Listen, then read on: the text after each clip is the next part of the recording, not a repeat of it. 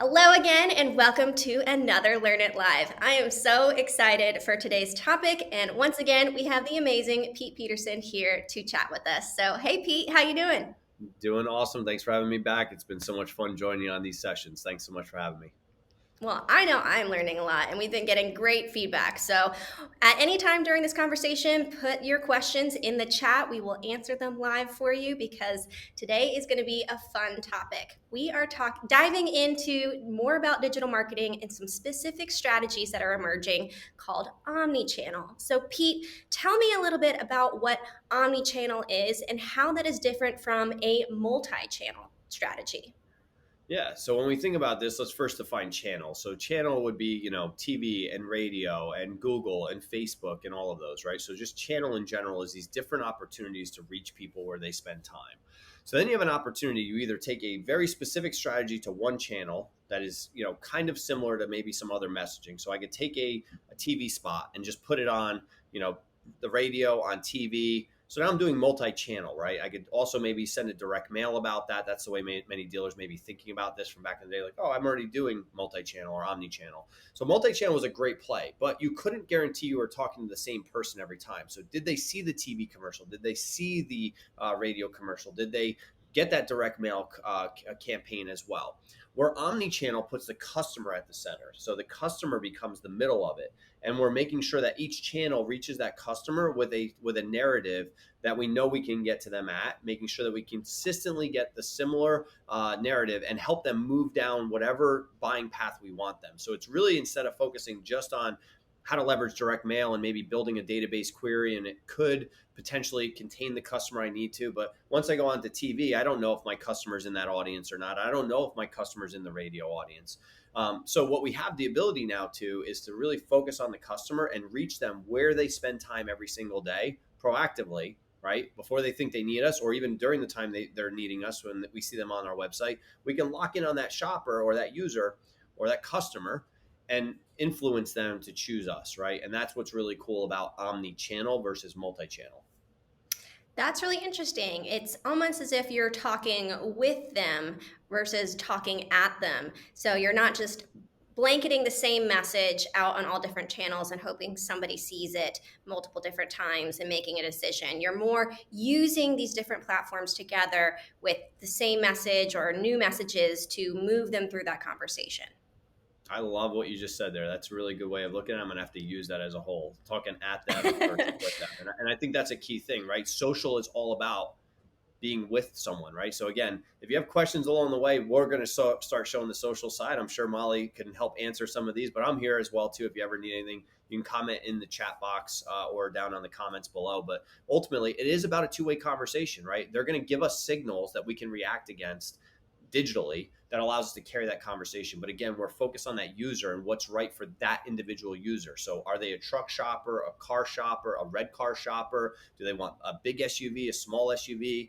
Are they focused about price payment? These things can be focused on as we think about the shopper, right? The individual. And no matter where they spend time, where they decide to log into every morning, right? Is where we're going to be able to have that conversation with, because we're going to find them on those different platforms, continuing that conversation with them. I think this is so important because we know that 97% of traffic does not convert on the first interaction or the first time that they land on our website or the first ad that they see on Facebook or whatever channel that we're using. So I think being able to use this arsenal of tools and this arsenal of platforms along with smart data, it's absolutely a no-brainer in terms of the strategies of the future. Yeah, you're right. I mean, no single click sells a car. I mean, maybe I can't say no, but maybe someone out there, like looks at something, clicks it, and comes in and buys. But at the end of the day, it's about reach, it's about frequency, it's about making sure that we're helping them understand, become informed, become educated, decide to choose us, ultimately want to do business with us, trust us along the way, right? These digital platforms allow us to do all of those things. And so, 7, 10, 14 times later, they finally feel like they have the information, they build trust with us, and now they decide to come in and buy from us. It doesn't mean that they're going to log in 14 times on Facebook and get an ad from you. It means that they may have gone into Facebook and not been logged back in for 5 days on there, but have been using Snapchat every day or using, TikTok to watch some videos. So as people start migrating where they spend their daily activities, right? We're seeing daily active users move and shift. They're still logging in every single day to certain platforms, but I notice even on my, as more platforms have become available, I kind of am spreading out. One week I'm like all about LinkedIn, the next week I'm all about Facebook or Instagram, right? And it's kind of like whatever mood I'm in. If I'm thinking about, oh man, maybe look at some RV type stuff, I might be even on Pinterest looking at ideas around that, right? So it's really, where am I going as a shopper that you have the ability to reach me at in my day. And we know that, tools like Google and Bing are awesome, but they're very limited in the amount of people searching. So now you're dependent on either YouTube or video type platforms or display, which may not have the highest effective rates as a social platform where we can really pick up on those digital, where people are going right through your ad all day, and that we have the ability for that user to connect with us. So we're going to be talking about social and other digital platforms, but we're going to really focus in on omni social, I'll call it, or omni-channel social experience, because we really feel like that's where we can create these conversations and be part of it. Doesn't mean you have to man the comments all day. Doesn't mean you have to go in and do social posts all day. It means that we build an ad system that creates a conversation for you, just like a salesperson would at your dealership. So you've talked a little bit, you said some names of some certain platforms, but let's talk about the different channels that are available and why would a dealer want to be on these various channels? I mean, aren't most of these social platforms just for a younger demographic? Yeah, and it's funny because that's a common myth, right? At the end of the day, every market is different. And so the way I look at this is, every social platform, right, was started by the younger demographic. They're the ones that take the risks. They're digital natives. They kind of come on there. I mean, let's face it. Facebook was created basically to be hot or not of Harvard, right? That's what Mark Zuckerberg originally started doing. It was very much around like getting an index of younger people, having young people like log into there. And then eventually they opened it up, and then the parents got on to monitor what the kids were doing. And then the grandparents got on to see the photos of the grandbabies and everything else. And it all fills in along the way. Every platform kind of follows the same way, unless it's some kind of edge case platform that's being developed at this point. But for the mass media ones, it starts with the younger demographic and ultimately usually fills out. And what we're seeing is some of these platforms are filling out faster than others. So I'll give you, for instance, like TikTok started really young a few years ago, the teeny boppers, I'll call it, the 13, 15-year-olds.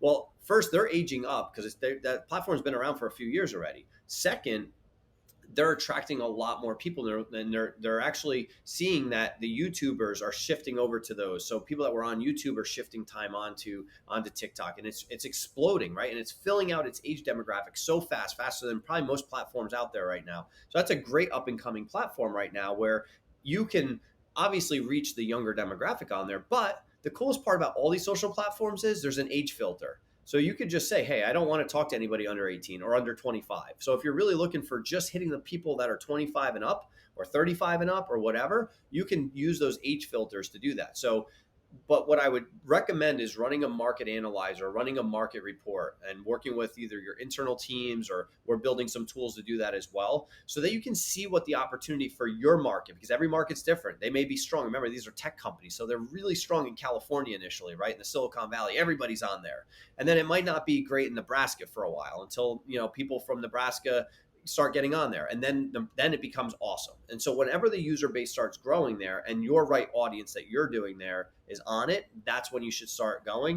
And we'll talk about a tip about using your database to determine how many shoppers that about are local there, and that's a thing called custom audiences we'll talk about in a little bit.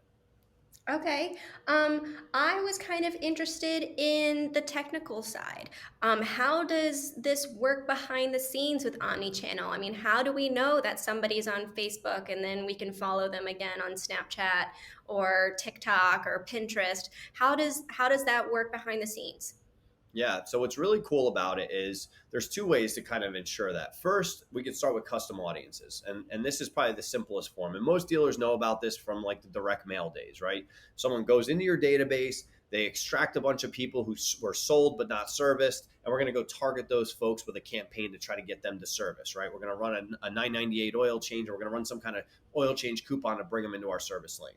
So you're used to extracting that data. Well, you could do that same thing with like your leads that have submitted a lead but haven't bought from you, or you're sold unserviced, or you're dead and unsold, and you can revitalize them. So all these lists that you have, we can bring that in and say, okay, these are folks we want to reach. Okay, so say we start with 10,000 people that become part of that list. If you're going to go try to do that on direct mail, you got a pretty decent budget that has to be put to that.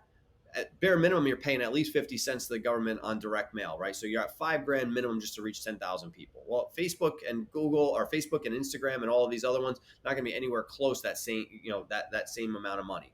We want to take that 10,000 people, and then we want to load it into Facebook. We want to load it into Snapchat. We want to load it into TikTok and Pinterest and all these other mediums that we're tied into. And we want to see where those shoppers exist, where those users exist.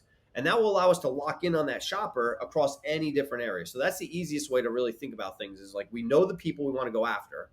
Now Facebook's going to tell us, okay, 7,000 are on Facebook. Pinterest is going to tell us 3,000 are on Pinterest.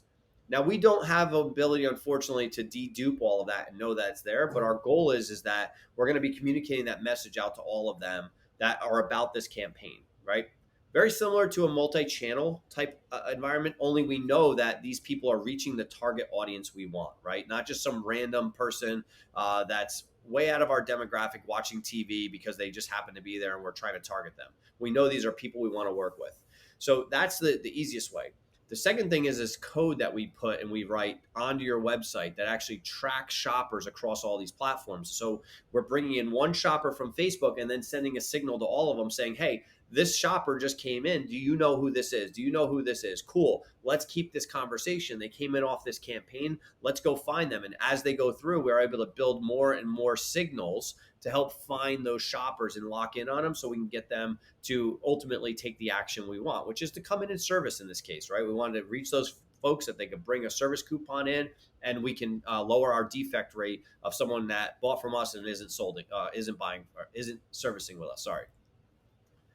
Okay, that makes sense. It's complicated, I get it. But I really like this idea of being able to follow a shopper around where they are spending their time, meeting them where they are interested in investing their attention. So I think this is The just other going to one be I great. want to talk about real quick on that, Molly, not to cut you off, is so we talk a lot about first party data, right? But then there's this third party data, and we have a great provider in our space, right, called Oracle Data Cloud. And we are, an awesome partner with them. We love working with those guys. And what they've done is they tie in behind the scenes with these platforms as well. And so we have access to Polk IHS data and TransUnion data and Visa MasterCard data. And some of them are either native in the platform, meaning that you can go into their system and see that this person owns a Ford F-150 and that's a Ford F-150 owner because it's using Polk and we can target that person.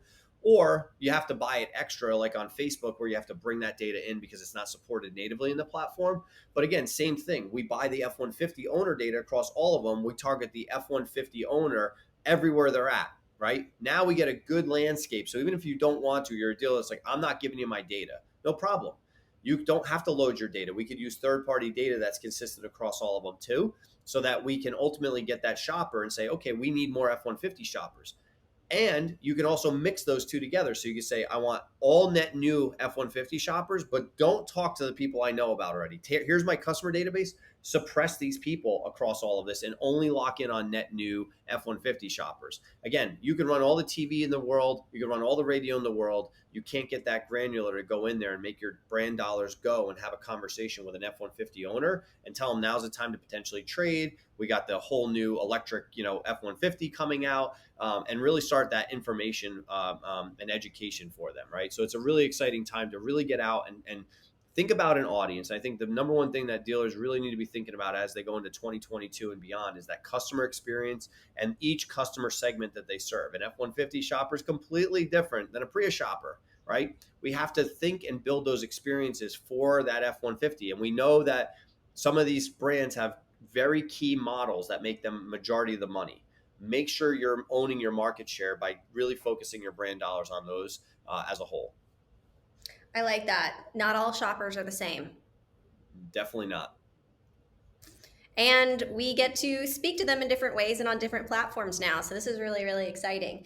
In terms of strategy and tactics, how does omnichannel differ, or is it the same with prospecting or retargeting? Are we able to do this even better now, or is our funnel strategy shifting or remaining true? Yeah, no, absolutely. And again, most of the platforms give you the ability to build rules behind the scenes, right? Talk to this person, but not this person. And whether it's an action on your website, it's data you loaded in from the outside. We have these rules now. Right now, the only one that I know of that doesn't have the ability to retarget shoppers is TikTok, right? So some of these other ones that we're talking about, like Pinterest and Snapchat and Facebook and Instagram, right? And those types of companies have the ability to both prospect, bring you net new people that you don't know about, that you're not aware about, or retarget people that you do know about, whether they were on your website or they were in your CRM system or in your DMS, or even a list that your OEM may have given you, right? So we look at those different opportunities. And so at the end of the day, each platform has a little bit different toolkit. But what I will tell you is Facebook is King Kong like Google is in search, right? In social, it's Facebook. They've built the most robust toolkit, and they're probably light years, not light years, but years ahead of most of the other platforms in terms of like the advertising capability. I mean, they started in '08. Most people don't realize, like, starting to build an ad network. TikTok just started a few years ago. They didn't have an ad network. They didn't even have a network, right? But they've got over 110 million US citizens logging in every single day on TikTok, consuming 40, 50 minutes of TikTok content every single day where you can be talking to them, right? So it's crazy. So where the eyeballs go, eventually the platforms get smart and build better advertising components, and they're all looking to Facebook as the North Star. What did they do? How did they monetize? How did they get to market faster? So what's cool about it is once you gain heavy knowledge, really heavy knowledge against Facebook and Instagram, you can apply that knowledge pretty quickly to all these other platforms because they're very similar in this ability to either get brand new people talking to you because you're reaching out and grabbing them in and having that discovery happen, or work on that retargeting side because they did kind of some kind of intent based thing on your site or in your system. So it's really cool set of tools that we're given out there. But again, they all have one thing in common: the number one golden rule to me in business: focus on the customer. They focus on their customer. They know how to keep that consumer logging in every day, what brings them back, what keeps their eyeballs coming in. And unfortunately, this is where some of the traditional mediums have lost their ability to keep people coming back to them, right? That's why subscriptions are down on TV set box, and radio is losing to digital in some cases, and people are shifting those. They're still listening to things, they're still viewing things, they're still reading things. It's just happening in different spots. And so we have to move to where those shoppers have migrated to.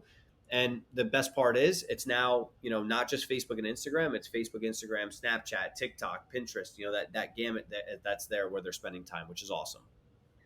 Keeping it about the customer. I think that is where we end. I think that is just the message. And I love how Omni is going to really make this a customized experience for these users, because that is what it's all about. It's all about the customer. Okay, well, if you have any more questions, put them in the chat. We are here for you. I know this is going to be a different type of topic, so let us know what's on your mind. We'd love to get into this more, and if you have any questions, please reach out to us. Thanks so much for having me, Molly. I appreciate it. Thanks, Pete. Until next time. See you soon, guys.